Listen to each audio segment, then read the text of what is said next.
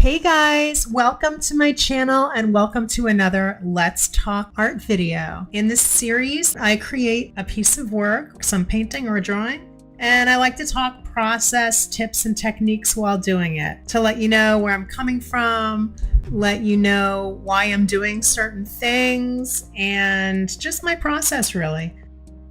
Today we're drawing on this recycled craft sketch paper. It's a bogus recycled rough sketch by B Paper Company.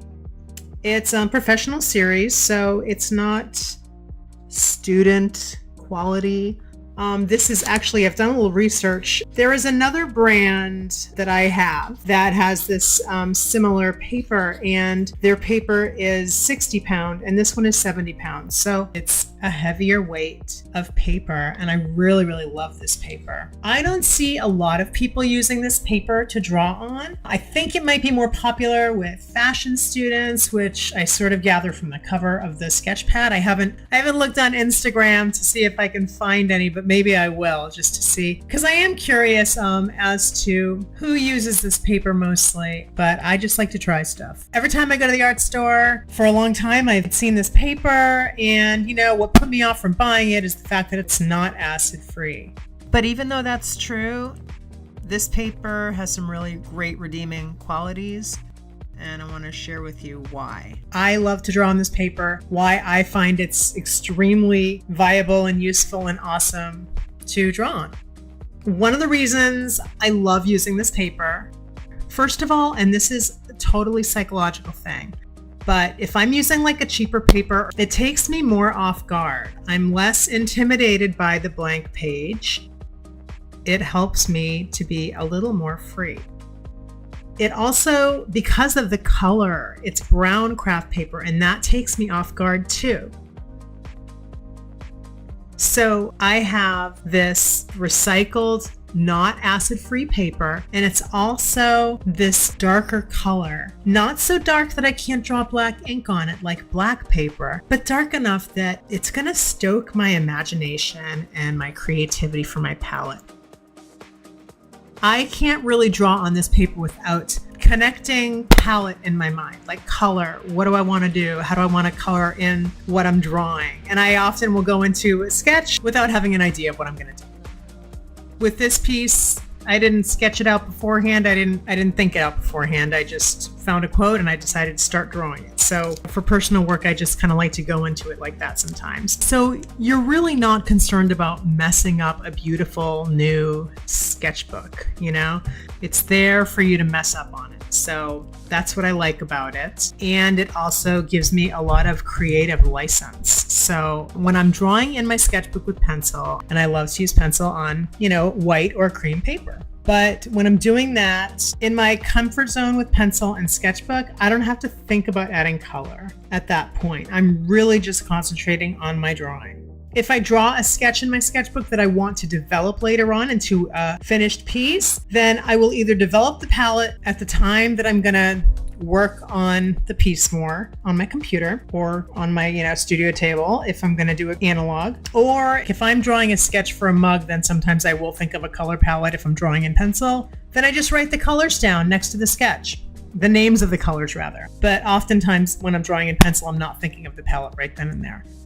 Literally, like my sketchbooks are often just pencil or just black ink. You know, oftentimes there's just no color in it. And sometimes if there is color, it's like one color. Like I'll use like one Tombow marker or something, or a couple. My sketchbooks are less about color, like my hardcover sketchbooks.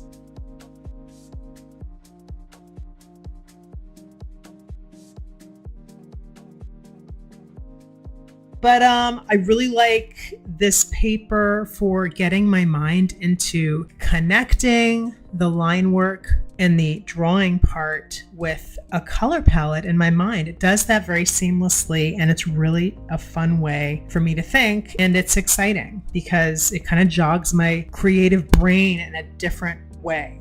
It feels more effortless and fun to just come up with colors using this paper and come up with what different materials do I want to use, like how is the texture going to affect the piece, because they lay differently on this paper because it has this sort of rough quality to it. It's not super rough, but it does have a tooth. And actually, I've tried other brown craft rough sketch papers, and I like the tooth on this one better than other ones I've tried. Sometimes they're rough, but they're also slick. And I know you can't be rough and slick at the same time, but what I mean is sometimes the pulp in it is not like finely milled pulp. It's a little on the rough side, but sometimes you can get these pads where the paper is like that, but for some, I don't know how they process it, but the actual tooth on the paper is a little more slick. And sometimes when you want to draw with a jelly roll on it or something, it'll slide around and ball of the jelly roll won't release ink. It gets stuck or it just glides on the paper instead of rolling to release the ink. And that's frustrating. Okay, so that doesn't happen to me with this paper, which is good. Yay. So about the pen I'm using, it's a Sakura Perm Opaque Pigment Marker in black. I love these markers. Once I found this, I bought one of them. I forget when it was. It must have been 2 or 3 years ago. I bought one and I loved it. And once I find something that I really love, I got to do the stock up. So I have a bunch of them floating around my house and they don't run out very quickly. I actually have probably 5 of these. And the one that I first started using in this video, you see I switch it out. It's a little bit dried out, and that's the one I started drawing this with. It's rare that they dry out. Like, I don't even think I've ever had one that dried out until just now. So they're awesome. They have 2 tips. They have the chisel tip and then a small bullet point tip. And I really, really love this pen. I think they're great. They work really good. The ink is nice and dense, and I haven't had any problem with bleeding in terms of bleed into the page. I can't recall right now what it's like when you put water over it, but I don't think that they bleed. This video is sponsored by Beat Paper. I am a gigantic, huge fan of the brand, and if I did not use this paper, I would never endorse it. It's an awesome paper. I actually love every paper that I've tried of Beat Papers, and this is no exception. So now I'm going in with highlighter, and I love to collect office highlighters. I have a whole bunch of them from different brands. On this video, I'm using Staples brand, which is the black ones with the colorful top, and then just the straight pink one is Papermate. I like to test them off camera to see how they looked on the craft paper, and that's how I chose which colors I wanted to use. I just kind of chose colors as I was going. I pretty much had an idea what I wanted to do, but I kind of like to see how things go and see which way the wind is taking me. So right now this is a Marabu crayon, art crayon. The Marabu art crayons and the Faber Castell Gelatos are very similar products. The Gelatos are the ones on the right that look like little lipsticks. I am a huge, gigantic fan of the Caran d'Ache Neocolor 1 and 2 crayons, and those are the ones that I end up using the most from here on in.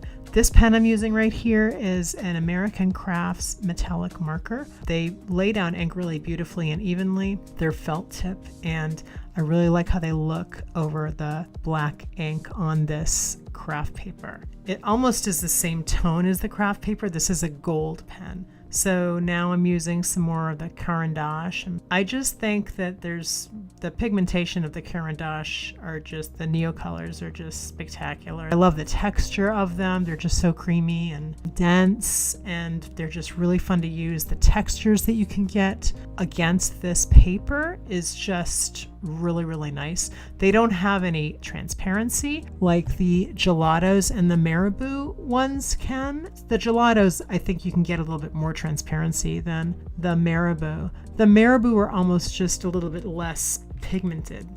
So there's like a little bit less density to those, and they're great to mix with and stuff, but I haven't really been embracing them in terms of like using them majorly in a piece the way that I use the Caran d'Ache Neocolors, because I just love them so much. And I'm just gonna be quiet now and throw some music on, and we can watch the rest of this piece.